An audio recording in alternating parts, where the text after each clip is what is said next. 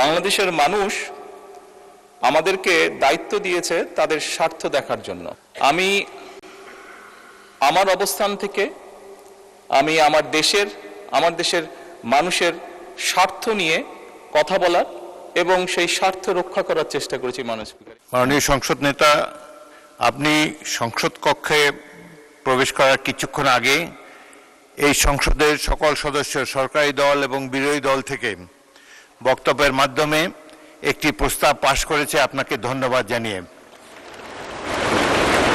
আপনার সাম্প্রতিক মালয়েশিয়া এবং চীন সফরের ফলে দেশের মর্যাদা বৃদ্ধি পেয়েছে বলে সবাই অভিমত ব্যক্ত করেছে এবং বাংলাদেশের অর্থনীতিকে, পররাষ্ট্রনীতিকে এক নতুন দিগন্ত সূচনা করেছেন আপনি এই সফরের মাধ্যমে।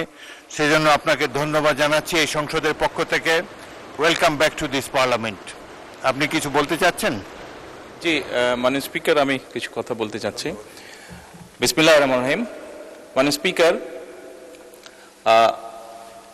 যে বিষয়ের উপরে আমাকে ধন্যবাদ জানানো হয়েছে এই সংসদের পক্ষ থেকে, তার জন্য আমি আন্তরিকভাবে কৃতজ্ঞ এবং আন্তরিকভাবে সকল সদস্যকে ধন্যবাদ জানাচ্ছি।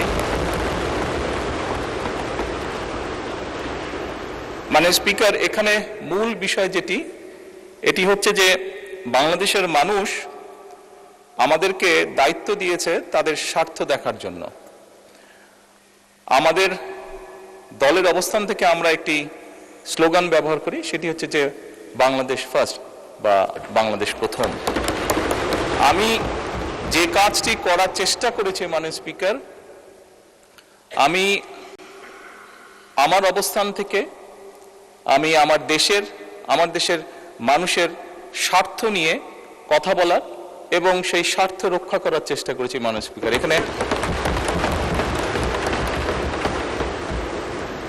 এখানে আমাদের কারোরই কোনো ব্যক্তিগত কোনো বিষয় নেই। এটি যদি কোনো কিছু অর্জন হয়ে থাকে, ভালো কোনো কিছু অর্জন হয়ে থাকে, এটি বাংলাদেশের অর্জন।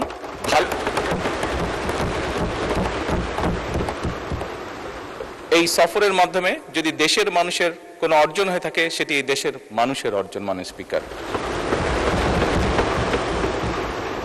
তবে মাননীয় স্পিকার, যেহেতু সংসদের সকল সদস্য, বিশেষ করে বিরোধী দলীয় নেতা, উনিও উৎসাহ প্রদান করেছেন দেশের জন্য, দেশের মানুষের পক্ষে কাজ করার জন্য, সেজন্য আবারও আমি আমার ব্যক্তিগত পক্ষ থেকে সকল সদস্য, বিরোধী দলীয় নেতা সহ সকল সদস্যকে আন্তরিকভাবে ধন্যবাদ জানাচ্ছি। ধন্যবাদ মাননীয় সংসদ নেতা।